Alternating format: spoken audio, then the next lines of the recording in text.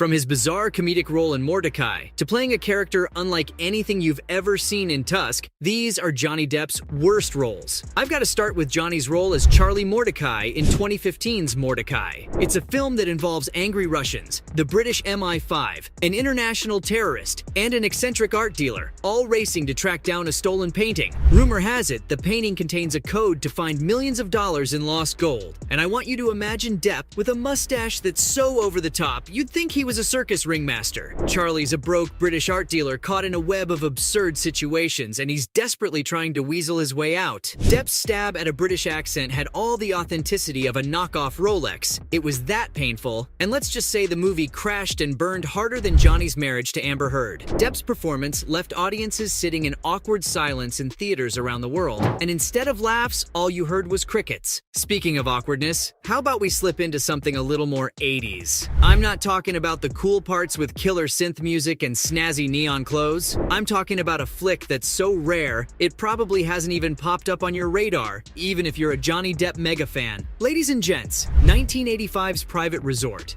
Here, Depp takes on the role of Jack Marshall, navigating an environment that's straight out of an American Pie movie. It's cringeworthy, it's hilarious, and it's so 80s. You might imagine Johnny as a cool, suave kind of guy, but not in this flick. In Private Resort, Johnny's a hormone-fueled kid stuck in overdrive, but Depp's performance gives us nothing but pure, unfiltered awkwardness. As much as I love Johnny, he really sharted the bed in this one, and it was far from his finest hour. Despite his honest effort, Johnny's portrayal of Jack lacked that suave charm we've seen him carry in later roles. It was like watching a kid trying to walk in his dad's oversized shoes, and came off as awkward and cringy. Jack had a certain oddball charm though, but it certainly wasn't Depp at his best, and that's why nobody remembers the movie except for film buffs. Thankfully, Johnny redeemed himself years later with a starring role in the Pirates of the Caribbean franchise as Captain Jack Sparrow. But by the time the fifth installment rolled around in 2017, Pirates of the Caribbean, Dead Men Tell No Tales, Captain Jack lost his luster, and Depp seemed as bored as the audience. What happened to the smooth, quick-witted pirate who stole our hearts in the first film? In this installment, Captain Jack's flamboyant gestures and comedic timing, which were once a source of laughter for millions of fans, now felt forced and tired. All that charm and quick wit we used to love was lost somewhere at sea, and the film itself didn't do much to help either. The plot felt like a reheated leftover, lacking the thrill and adventure of the original. We're talking about the high seas here, folks. That should be exciting, right? But this movie had a severe case of seasickness, and it's not hard to imagine if a fresh actor might have been the only lifeboat for this sinking ship. If you thought Johnny's worst roles end there, though you'd be wrong, because wait until you see what happened when he took a crack at a Western onto the dusty trails of the Wild West in 2013's The Lone Ranger. Prepare yourselves, because this one's a real cinematic tumbleweed rolling aimlessly across the screen. The Lone Ranger's what happens when a film can't decide what it wants to be when it grows up. It's a chaotic mess of mismatched genres, trying to be a gritty Western and a slapstick comedy all at the same time. It's as confusing as it sounds and left audiences scratching their heads asking, what did I just watch? In the midst of all the chaos, you've got Depp slathered in more face paint than a carnival clown, playing Tonto, a Comanche warrior, and Johnny's known for his eccentric roles. But this one raises more eyebrows than a Botox convention. His performance comes dangerously close to a stereotype, leading to a storm of criticism about cultural insensitivity and reinforcing harmful stereotypes. It's like watching someone ride a horse in two different directions. It's confusing, frustrating, and ultimately a huge disappointment. The charm and quirkiness that usually sets Johnny apart from other actors are lost in translation, and what you're left with is a puzzling performance. Even Johnny's star power couldn't save the movie from teetering on the brink of ignorance, and its confused identity and controversial choices left a bad taste in audiences' mouths. Kinda like biting into a piece of rotten cactus. Yuck,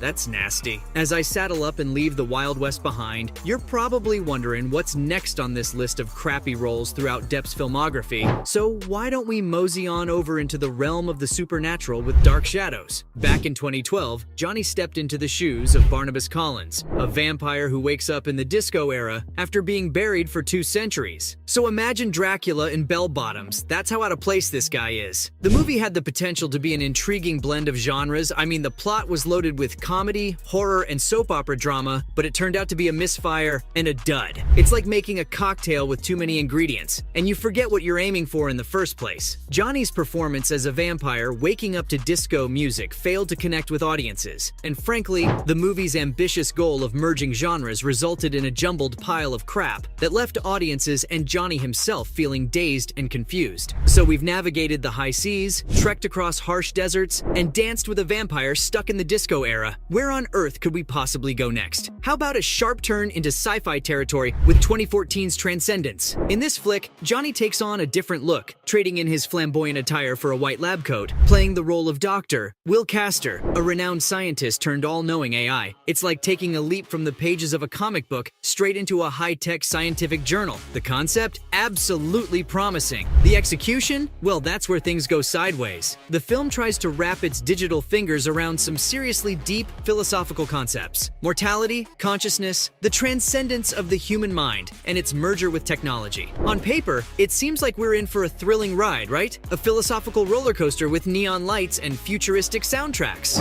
But in reality, it felt more like a slow, glitchy download that tests your patience. Johnny, who's known for his versatility and ability to add a sparkle of life to any character, was surprisingly static. I'm talking about an actor who's given us Captain Jack Sparrow, Edward Scissorhands, and Sweeney Todd, yet there he was, delivering a performance that could be best described as dial-up in the age of fiber optics. Maybe it was the film's overly serious tone or the challenge of portraying an AI character, but something just didn't click, and simply put, it sucked. His incredible acting chops were lost in binary codes and scientific jargon, leaving his fans with a performance that was cold, detached, and downright robotic. And if Johnny's performance in Transcendence weirded you right out, grab onto your butts, because the strangeness doesn't end there. In fact, I'm gonna amp it up a little. I want to take a plunge into the deep, dark ocean of the absolute madness that is 2014's Tusk. Kevin Smith, aka Silent Bob, wrote and directed it, and honestly, it's so messed up I don't even know where to start. Put it this way, it's a movie that'll make you question your sanity, much like the characters in it. In the film, actor Justin Long is a successful podcaster on the hunt for his next big story, and he encounters an old man with plenty of exciting stories to tell. But unfortunately for Justin, the old man turns out to be a prolific serial killer who wants to transform him into a bizarre combination of a human and a walrus. No, you're not imagining things, and no, I haven't lost my mind. That's the plot. Johnny's portrayal of Guy Lapointe, a quirky and eccentric French-Canadian detective on the hunt for the elusive killer, is a sight to behold, and not in a good way. Johnny's exaggerated French accent comes off as cartoonish, making it difficult to take his character seriously, and the bizarre prosthetics only add to the absurdity. It's a character that's so exaggerated and over the top that it borders on ridiculousness. Sure, it's totally awesome that Johnny's willing to take on unconventional roles. I mean, that's what he's known for, and it's what made him so famous. But Tusk feels like a misguided venture into the realm of eccentricity. It was intended to be a dark comedy, but it leaves viewers more disturbed than entertained. Seeing a man turned into a walrus is something you can't get out of your head. So there you have it, folks. From playing a character unlike anything you've ever seen in Tusk to his bizarre comedic role in Mordecai, those were Johnny Depp's worst roles.